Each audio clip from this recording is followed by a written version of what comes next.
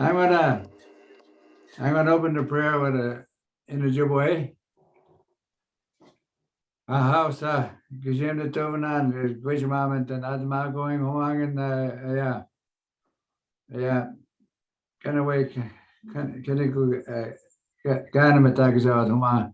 Then Adama going to the meaning going Mshkawajim and Jinkate the strength and to give us strength. It Ayage and to join them again kind of all our circle here. Kind of get walk get kitting homa. Miigwech. Miigwech. Okay, so Bizhiw, nindizhinikaaz, mukwa, nindoodem, Mattagami, and nindoonjibaa. So my name's Devin. My English name's Devin. I am from Mattagami First Nation, which is Treaty 9 territory, Anishinaabe Treaty 9 territory, which our community is Ojibwe and Oji Cree. What do you got? Yeah. Nindizhinikaaz, nindoodem. My name is Devin Naveau, and I'm an elder here in our council with Mattagami, and what do you call it in our council. I've got lots of stories I can tell, but if I could answer any questions that whatever you guys worried about, I'll try to answer them as much as I can, as good as I can. And I also did archaeology work in the summertime. I had part-time work and at our ancestors, the cultures where they were at many years ago. There were some there at 6,000 or 7,000 years ago. They were analyzing some of the artifacts. So it's very interesting. So both myself and my grandfather are council members here in the community. So I'm very fortunate. Over the past 2 years, I got to sit alongside him at the same table and and leadership for the community. So that's been one of the great pleasures of mine to yeah. And I also what I do, I try to pass on some of our culture and the Ojibwe teaching with the future generation that's coming up. And I take them out in the bush. I show them some traditional medicines that I know of because my grandfather was a traditional healer, and I learned quite a bit from him. And there was another fellow from Fort Francis, Harry Winigo. He was the one that teach me quite a bit there about 12 years back, I guess. Fortunately, he's not no more here, but his spirits are always around. So, all right. Anyway, I'm Devin Naveau from Mattagami. So I've always opened prayer for our council there too, and we always ask the Creator, our Lord, to give us some guidance and to help us out with issues that we got to try to solve and to get our future moving forward, and we got to think about our future generation that's coming up there too. So cherish our future generation to keep moving ahead. All right. Go ahead. All right. So like I said earlier, I'm Devin. I'm from Mattagami First Nation, and today I'm here to share a little bit and highlight some of the work that Mattagami and some of our members and community members have been able to accomplish over the years, focusing primarily on emergency management and yeah. So if we can go into the next slide, we can get started.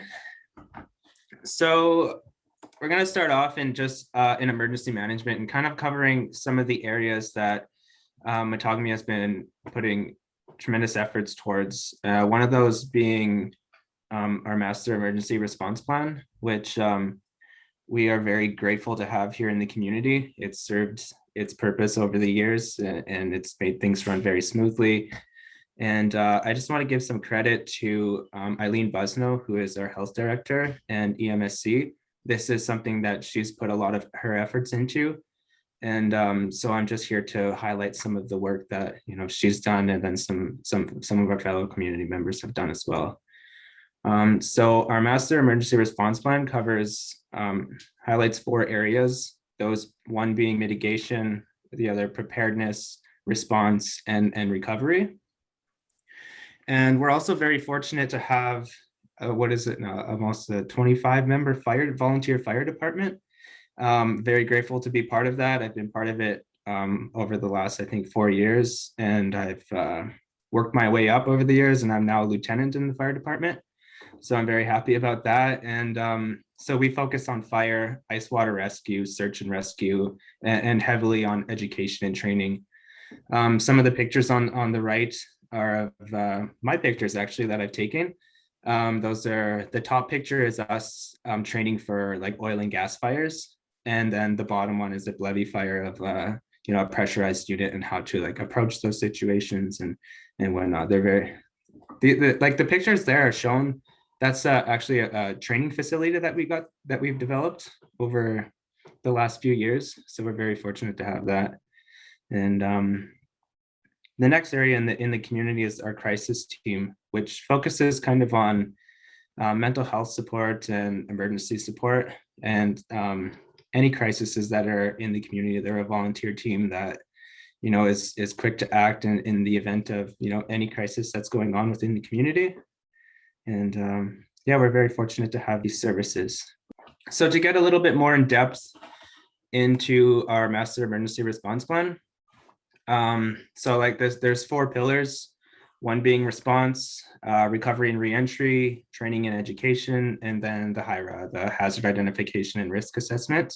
So with those, we are able to plan and develop guides for pandemics, which we've been in for the last over a year now. We've been primarily focusing on that, and I'll touch a bit more in depth on that later. Environmental contamination, forest fires, which is something that we're starting to shift efforts to, being that this winter we've hardly had any snow. I think maybe about 1.5 feet compared to to 4 to 6 feet usually is what the normal is. So right now, like all of the snow's gone, and typically we usually have like 2 to 3 feet at this time.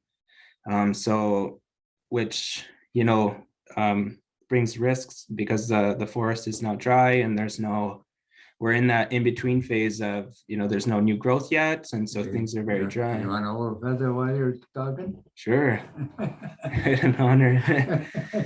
And so also we focus on rainfall and flooding, major highway and road incidents, major windstorms, major blizzards and ice storms, dangerous gases, and then requests for assistance, which is a very key part of a plan, because that's the part that kind of usually gets left out, but it's also very key, especially when accessing funding or accessing different services outside of our community. And yeah, so we can go to the next slide. So the COVID-19 pandemic. So Mattagami First Nation activated its master emergency response plan on March 17th. Chief and Council authorized that, and the authorization was to ramp up safety measures in the community, and then to kind of step back and this be a support service to our CCG that we formed, and then the AMSC being Eileen Busno, who has kind of been overseeing this whole process over the last year. Right away, the community control group, which is part of our master emergency response plan in the event of a disaster, or in this scenario, the pandemic, that was formed right away, which consists of the department heads within the community. So that being the MSC overseeing everything, and then fellows from the health department, leadership, public works, crisis team, fire department, police services. So typically it'd be every week or bi-weekly, or in the event something comes up, we would all meet and come up with a plan in order to, in this case, keep our community safe from COVID-19. And then there's also another key person that's been under Eileen, which is Brooke Minerick. And she was attended preparing our home, I think, 2 years ago or 1.5 years ago now. So she's been really putting a lot of efforts into this as well. One of the things that we've put into place right away was a gate at the entrance of our community. So, which is still up to date and it's been 24/7. We monitor people coming in, coming out, kind of where they've been. It helps in the event of contact tracing. It also helps in the event of people, just random people coming in. So we've been, under strict measures throughout the year. Fortunately, sometimes, are worse than others. Like right now, I think Ontario is going back into another stay-at-home order. So we're going to be, preparing for that as well, and probably ramping up our safety measures. One of the other things with COVID is that we're fortunate to have our own testing facility right here in the community, so that in the event of someone showing symptoms or anything, we're able to just rapidly test them right here and get a result in within 15 minutes, which is which is amazing. Also, in terms of COVID, pretty much 2/3 of our community has been fully vaccinated now, which we're very grateful for. And we just did our last rollout last week, and which will probably be continuing as time passes. But yeah, that's kind of the spiel for the COVID side of things these days, which is primarily the main focus, or which has been the main focus within the last year now. And so yeah. So with those being said, one of the things that I've been focusing on and really thinking about is the gaps within, our community and our services and stuff, and then also the future, maybe like with climate change and adapting to climate change, and maybe food security and anything. And my overall goal for the community is, to become self-sufficient and sustainable. So the next few slides kind of focus on those areas and some of the ideas that I've had and some of the things that I would like to focus on in the future. So we can get into that. All right, so we'll start with food security. I love to cook, so I mean, this is something that is right up my alley. Food security, I think, is such a key part to a community being sustainable in the event of anything. If COVID and the pandemic has taught us anything, it's that, especially in the beginning, things were quite crazy when it comes to food and any types of services that are bought in stores and whatnot.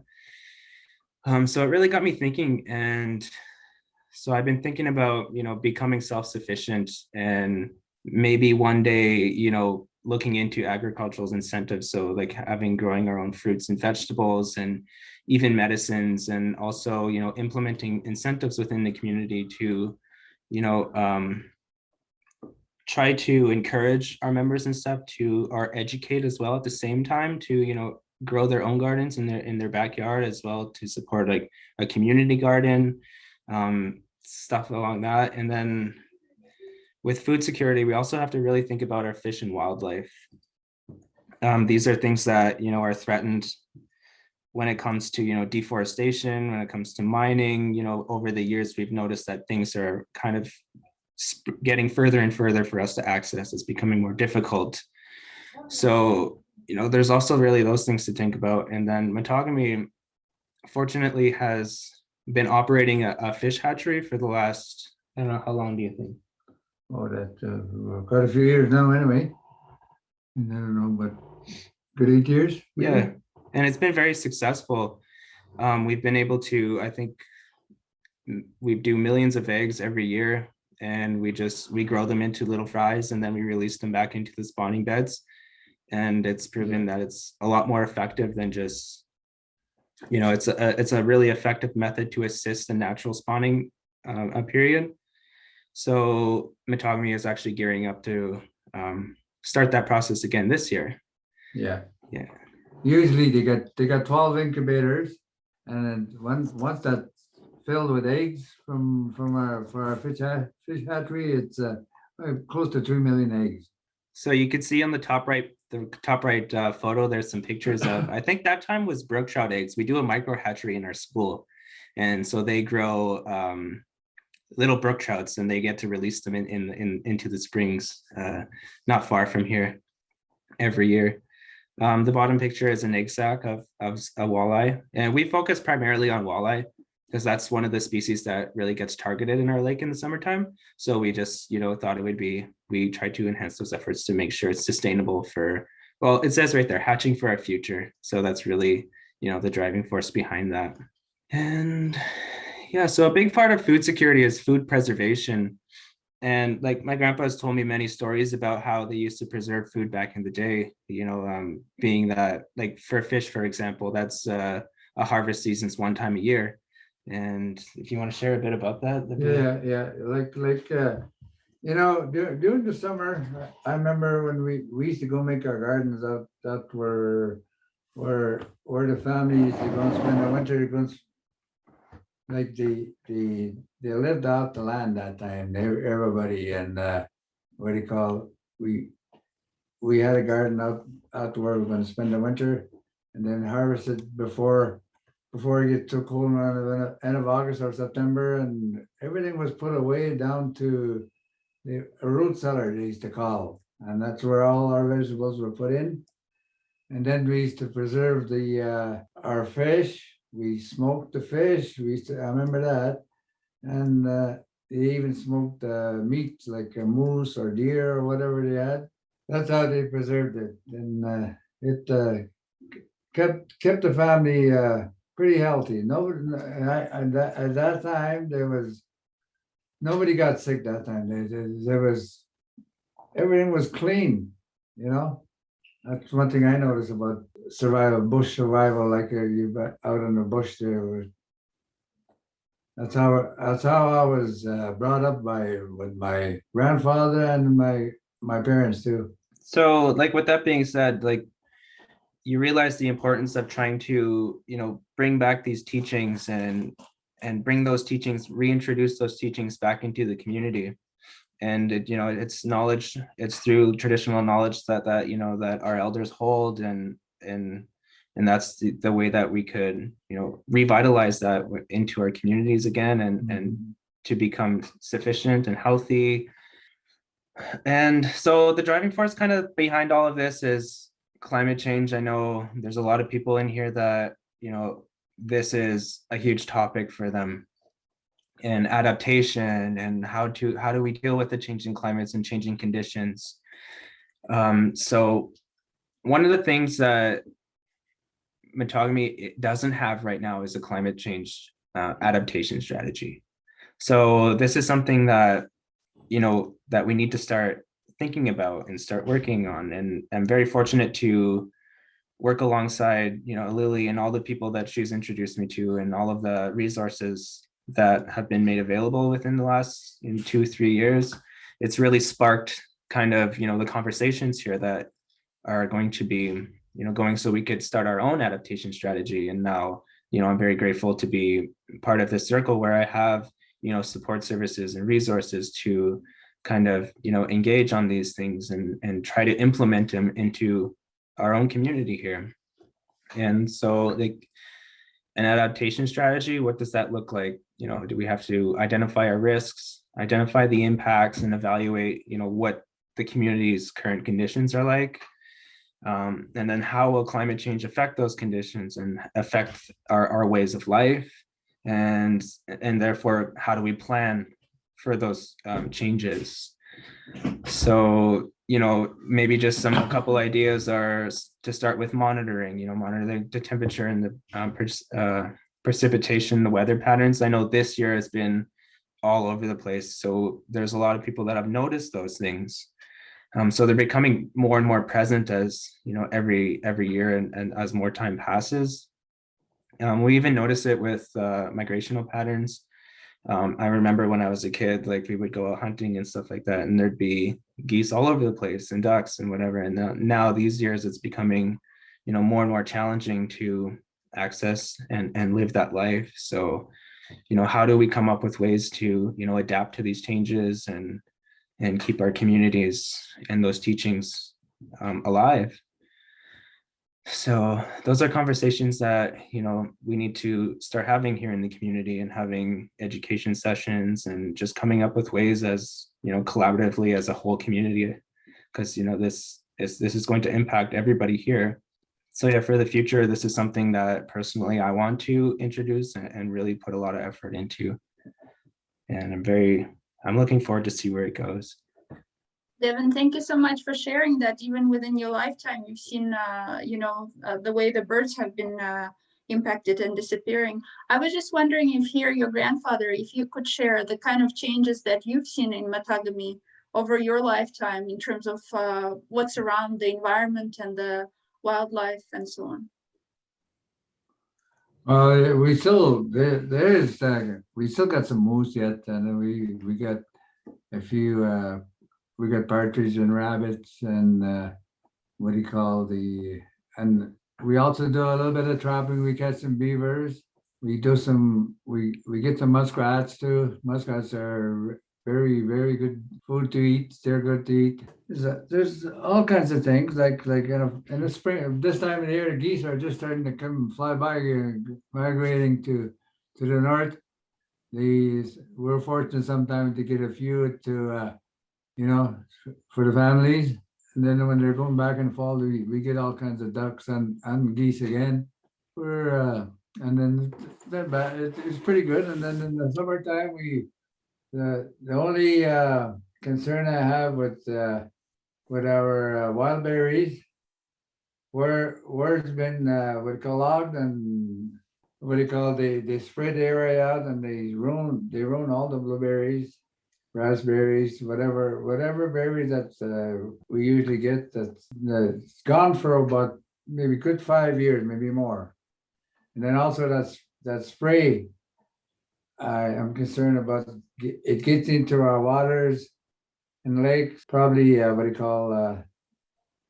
does a lot of damage to our fish species. Or it's and there's another thing too. Now that to, like I said before, we need to start doing our own garden. We don't know what we're getting when we're buying products from the store. They use so many different kind of stuff to miracle growth. I think they use something like that, but it doesn't grow naturally like what our Mother Nature provides us. Also, I always take my grandson out. We go out and traditional methods that we could get at Mother Earth, because there's all kinds of stuff there. They're good medicines. So I know quite a bit different remedies to make there in medicine wise, what I learned from my grandfather, and also with fellow I knew up at Fort Francis Harry. He helped me out, so they taught me quite a bit there. Tell the story about how when you and your mom would go out fishing and you'd just be able to throw any type of line or lure into the water. And years ago, before we even had rods, now we got rods, casting rods. Before it was just a green line and a hook, and then for bait, there was too many fish that time. Just put any kind of bait, maybe a little piece of salt pork, and then my mom was paddling and I was holding the line. We didn't go very far. We had enough fish. We got enough now to feed our family. It was so easy to catch fish. There was one hook called June bug, they used to call it. They had a little spinner on it, and that was a good lure that we used to use to catch fish, pickerel, pike. Yeah, and so now it's not really like that anymore. It's a lot more challenging when it comes to fish, and those kind of things are big driving forces behind excuse me, our hatchery programs and stuff like that, to try to reintroduce and create build the fish up in our lakes. Now we got to use live bait. We got to use minnows, Yeah. And then we got to get leeches.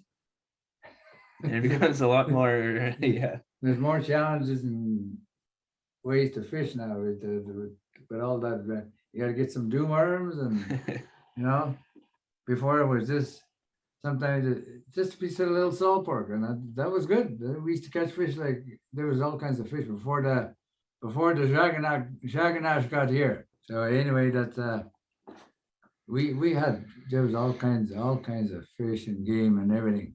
But So that kind of, brings up those conversations of, Yeah. having how important it is to have Indigenous people at the table when, managing, when it comes to land management, maybe fish and wildlife, maybe, the plant life, any types of life, right? It's so important to have Indigenous people at those tables because, they're directly impacted and connected to all of those things. Yeah, I just really great presentation. So interesting to hear these stories. Great hearing fishing stories all the time. I like to fish too. I just wondered if you could maybe talk a little bit about renewable energy and some of the ideas that you have about that. Obviously, climate change is two sides of a coin, and preparing for the impacts is one thing, but reducing emissions is the other. So I'm not sure if you have any ideas or thoughts about that.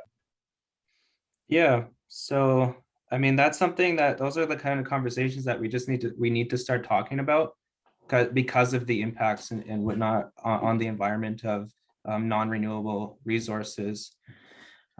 So Mattagami is situated in a very unique position. In the 1950s, I think they constructed a hydro dam, right? And so most of our energy does come from hydro, but it's completely out of our control. And if we're talking about, making our own community sustainable, this is something that, we need to start talking about and trying to come up with ways that we could introduce these and have control over those energies within our own communities. How are we going to achieve that? I'm not really sure yet, but I mean, I think it's a very important conversation to start having so that, in the future and for future generations that, they'll be able to have those sustainable resources. Yeah, for sure. You're probably maybe aware of the Kanaka Bar case study out there in BC.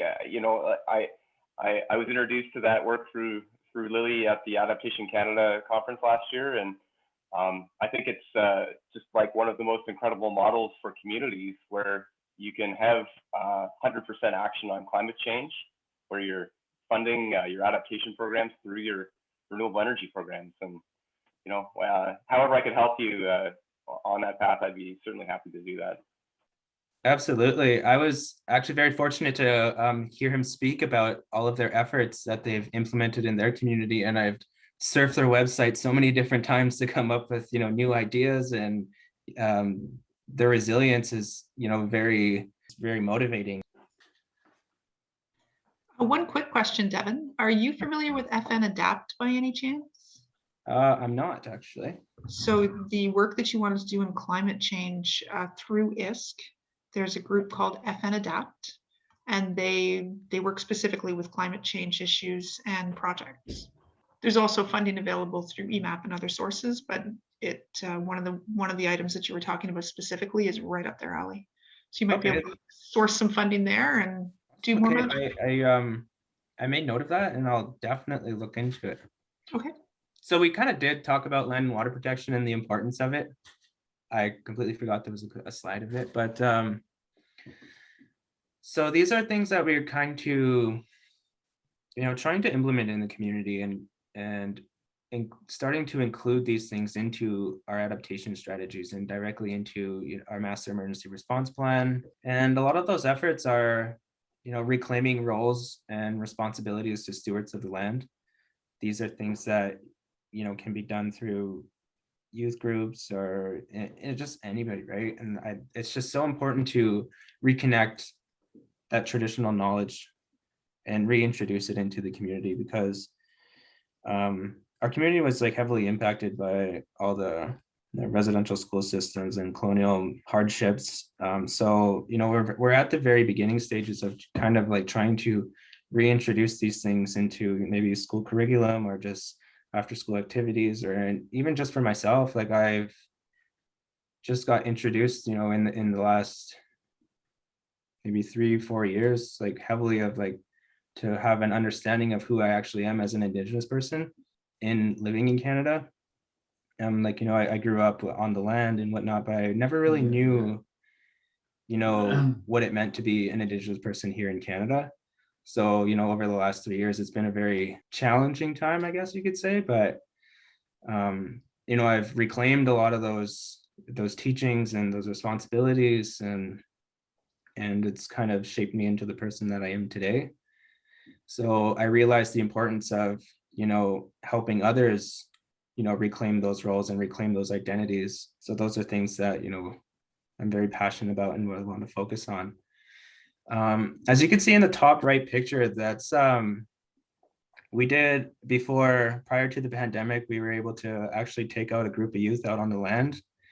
And Brent Busno is actually in this picture, and he's been to the Preparing Our Home program, and that was actually his first moose. And all of these kids got to, you know, watch that and be part of the whole process, and, you know, went through process that moose and gave it away to the community. We, you know, they were all part of that, and they, to this day, they still have, you know, all these great memories, and they're still talking about that. So unfortunately, like the past fall, we weren't able to do it, but it just goes to show that, you know, how important those kind of teachings and those outings really are. I don't know if you want to have anything Yeah, to share about that. I'd say, you know, something like that.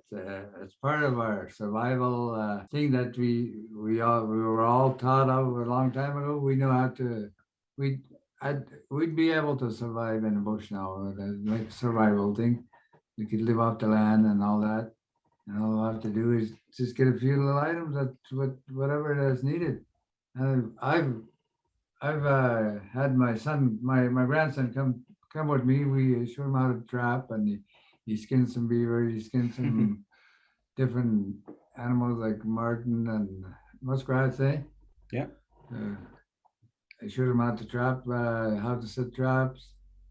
And then we shot some. We were 22. Yeah. You know, you got to be a sharpshooter. The best part is eating them, though. It's like there's nothing like that kind of food. Yeah. So I'm very fortunate to have, you know, a mentor and a teacher like my grandfather, but a lot of people in the community don't really have that, right? So fortunately, over the years, he's the one that's, you know, taught me all of that, the traditional side and that connection to the land. And the issue is, how do we introduce that to everybody so everybody has that opportunity, right? And that's one of the challenges. But it's like programs, like we have a program called Choose Life, and they work a lot on with land-based activities. And on the top left-hand corner, this was actually one of our land protection things. It's asset mapping. So we use GPS and like Google Earth and stuff like that to, when people go out on the land and they have values, they come in and they'll actually map all of their values, so that, let's just say a forestry company wants to come in and, you know, cut a portion of the forest, but, you know, if there's high values to our community there, we're actually able to, you know, use that knowledge and try to preserve those sites. So that's been, you know, very successful in preserving a lot of the surrounding areas. And my grandfather's done a lot of work with, you know, archaeology. And so they have, you know, all those sites mapped and stuff like that. And those are heavily protected sites now. It's protected values that we have there, our traditional medicines and all that. And, you know, it'll help people for many, many years in the future. That's why we kind of put what do you call the protected values in that area. What we do, we go ahead there and we check out all the areas where there's, you know, some good stuff for anyone, and for medicine wise anyway too, and our natural habitats for our animals. There's some places that we say no, you can't go there. The picture on the bottom left-hand corner that's actually my grandpa's hands, and that's of a time that we took a group of students out on the land, and we did pretty much a medicine walk.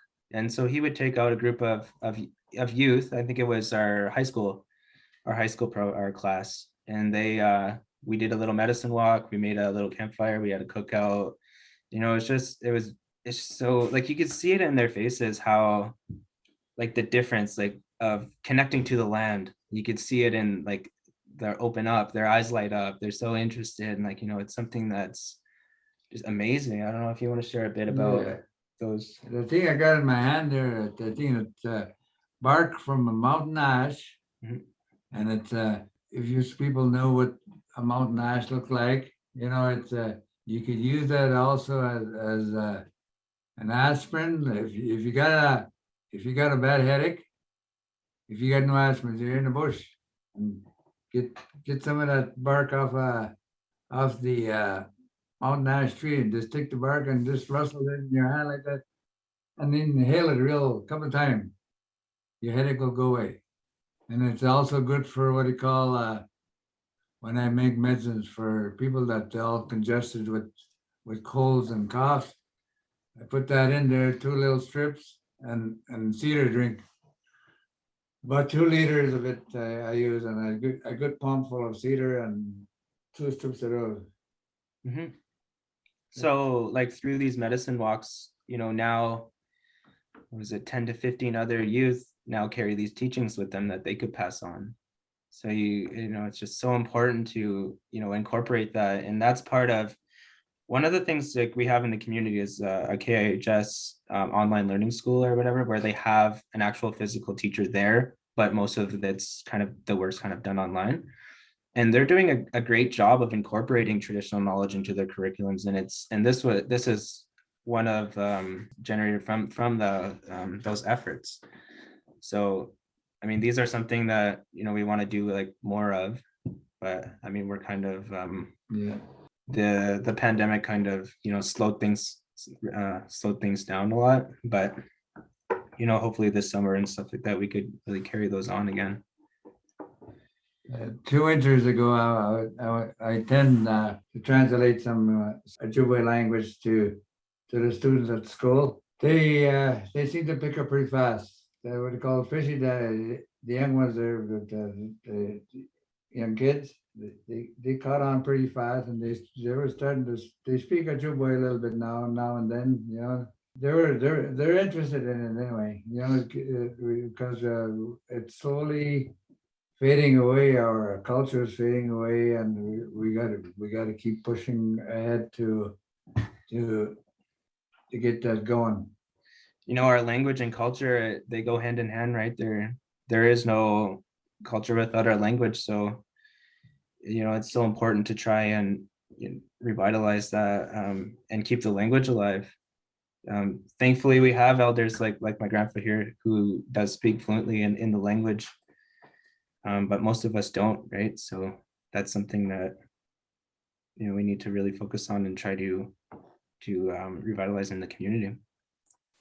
So this slide kind of touches on some of the work that was done by our executive director, Juanita Luke, and it was an initiative that was developed through community engagement, and it was named the Harmony Movement.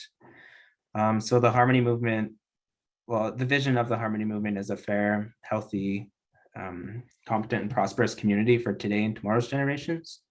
And this kind of focuses on several different areas, one of those being tradition and culture, land and infrastructure, economic development, inclusivity and advisory, financial excellence, and policies and codes. And so this is kind of like what our office operates on. This is a strategic plan for us to implement in the community as an initial governance structure. We're actually, looking to build on this in the near future through kind of like the same programs as community engagements at its core. So that way it's community designing community. I'm very excited for this kind of work because this is, something that I've taken great passion to over the last few years, and I'm hoping to, be very inclusive. And this is a perfect time where I can introduce those, plans for climate change or food security or renewable resources and energy. This is a perfect time to get those ideas into a framework that, we could later on then implement. So yeah, that kind of concludes the presentation side of things. Does anyone have any questions or for myself or my grandfather? Maybe you could also share a little bit with people. I don't know if everybody got it out of the presentation, but that you actually maintain the highway. So how you look after the neighboring communities as well. Yeah, so our fire department was actually, things really started to ramp up was 4 years ago now when we our community actually hired an instructor. His name's Wilbert Wesley. He's moved on now. His work here is done. But he really got our department, you know, up to par and where it is today. And, you know, Just last week, what do you call the volunteer firefighter rescued a dog, went through the ice. This time of year, the ice is just starting to go, eh? yeah. And that dog would have been gone if the fire crew didn't go there, like the volunteer firefighters. Yeah. So, you know, over the last 4 years, we've been heavily focused on training and education, and we got, like I said, now 25, I think 25 volunteers, somewhere around there. It's over 20 anyways. But with that and with the capacity, we were able to actually apply for a section of the highway and to service that highway. So, you know, in the event of an accident, or, you know, given that we're close, you know, we provide a service now to on the highway, a certain section of that highway, and we're very proud of that. So over the last, you know, few years, we have, you know, gone out to several calls, and they've been, you know, we've done a good job. They've been successful. And like you said, last week there was an ice water rescue situation where, you know, there was a dog involved. And then we also help out the neighboring community of Gogama. If they ever need support services, I mean, we're always on call. So we have an on-call system here where, you know, our volunteers are on call all the time. So, and being that there's, you know, 25 of us, you know, we have the capacity now to do stuff like that. And it's a huge accomplishment, I think, for the community. And, you know, being part of that, it's very fulfilling for myself as well. Devin, and the other thing that really stands out for me in Mattagami, we work with many, many different nations across Canada, but this very tight connection between health and emergency management through the work that Eileen has done, you know, it's been an incredible level of leadership. Maybe you can speak a little bit about that as well. Absolutely. I mean, you know, from a leadership perspective, you know, looking at the work that Eileen and her department has, you know, done over the last year, it's just, you know, I mean, we're so grateful. You know, we wouldn't be where we are today without, you know, her efforts and her team's efforts, and, you know, also the collaborative efforts of the whole community. I mean, but, you know, just taking that initiative and developing a master response plan and implementing it, I mean, we wouldn't have been able to do the things we've done without that. So, you know, I'm forever grateful for, you know, the work, all of the work they put into getting us to where we are today. And I mean, it's such a great foundation to, you know, build on now and grow to, you know, develop plans and for, you know, anything else that comes in the future. I just want to say thanks again, Devin and Lily. It's been a real interesting experience here today to like see your presentation after doing some writing with you and learning a little bit about what was going on there as well.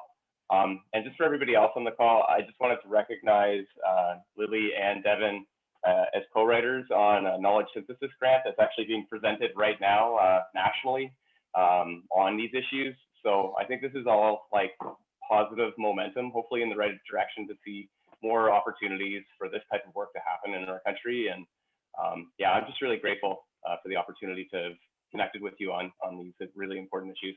Thanks. Yeah, absolutely. Like, I mean, like, such an interesting read. I mean, I read it twice now so far, and, you know, very fortunate to be part of that and share, you know, Mattagami's story in terms of the things we've accomplished so far. So thank you too. That's good. You know, that's what I was saying before. I said we gotta work together and help each other and get things moving forward, you know. Yeah, thank you so much. I've really appreciated hearing all that you've done, and also Lily for letting us in a little bit on what she's witnessed in you over the last few years. You speak so clearly and strongly, and that's a great gift that you have. So thank you for sharing that here today. And my question is, working with I've been working with some smaller First Nations communities lately on climate change adaptation. And one of the things that really, the question that came up from most of the communities that were in this group was really about engaging people in their community, both internal to the organization itself, staff, and other departments or other staff. They're quite small, so it wouldn't be departments, but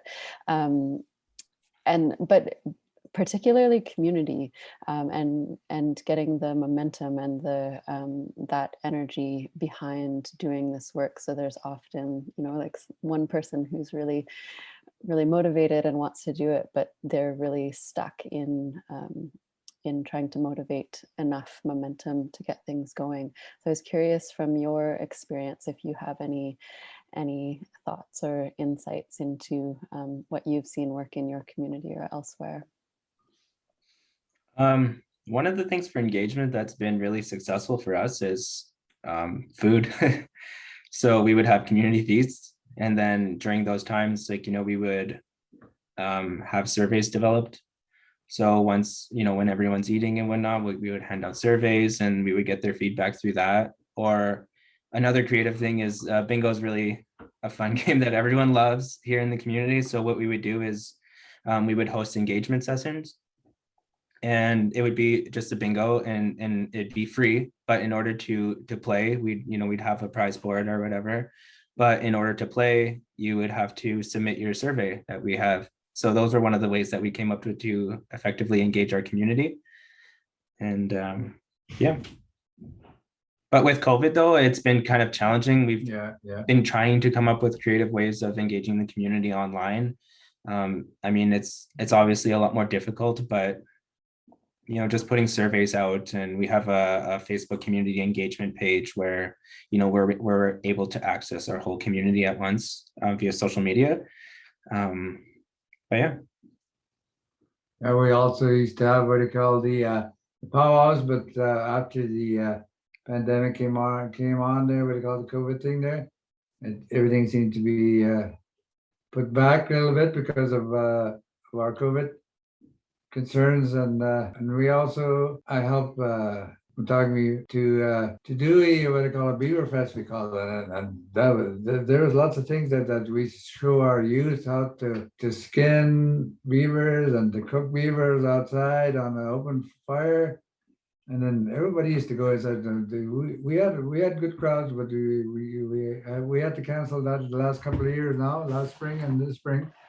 So as soon as we get out of this pandemic, I guess we'll probably be trying that again. So my son kind of took over now, so I'm there to supervise us all now. That's good teachings too, eh? Yeah, absolutely. Insightful to see, and inspiring, as Lily has been saying, to see all the work that's being done and how helpful it's been, not just for your community, but for the ones around you. So thank you for all the work that you do, both Lily and Devin, and Leonard the Elder, who is here. Yeah, thank you so much. If I could ask, you were talking about how something that's coming up for you is wildfires. And I'm wondering if you are thinking about how you would be able to move people and talking with that about that in the community.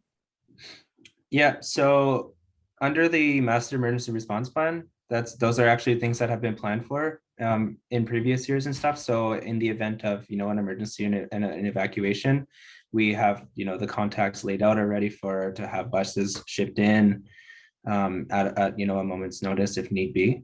So that's the beauty of having that whole plan in place, is that, you know, it really minimizes the time for action, which is something that, you know, is crucial in the event of especially a wildfire, because I think it was last summer.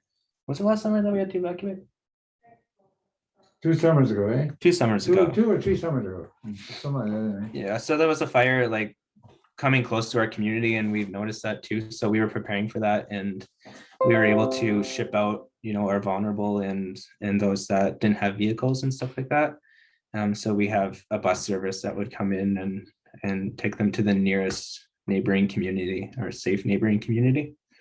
So those are the kind of things that Eileen and Brooke are shifting their efforts to now to kind of plan for those situations. And Devin, maybe you can just mention about the MOUs that you have with the neighboring communities and the Clio Zone function as well, which is very unique for Mattagami that you developed.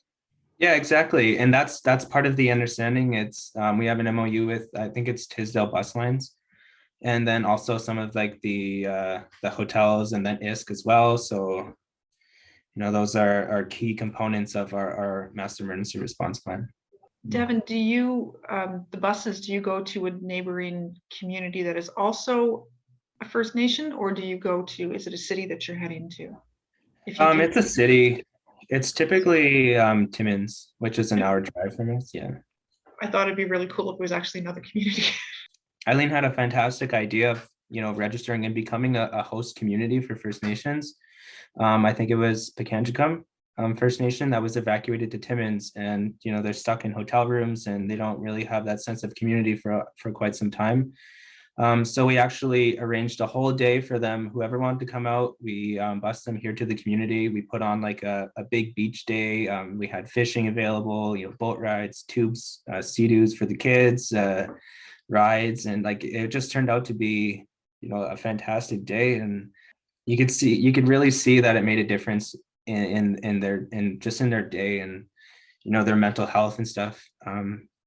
Especially because being away from the community for so long, at least they got to have that sense of community and that sense of familiarity here, being on the lake and being with their friends and family as well.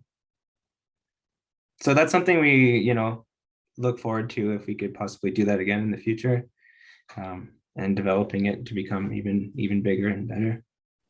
Hi, I don't have a question or anything. I just wanted to say miigwech Devin and Lily for this, and miigwech Leonard there for everything he did. And it was nice to hear a story about Harry Windigo there. I'm a member of is that where you're from? yeah, I'm from Mattagami there, and I was able to meet him a couple of years ago there. So Yeah. it's always nice to hear how far his wisdom and everything reached. And yeah, miigwech. Thanks, everyone. Miigwech. I'm gonna say again, miigwech minutes. Seeing you guys, we're talking to you, these people are First Nations, and it's we should thank our Gijimnato, the guidance we got from the power they got, what he's got there, our Gijimnato, our the Lord. Oh, so me we should do this again, because last Gijimnatum not going minutes a house. The Lord will help us again. Thank you. Miigwech.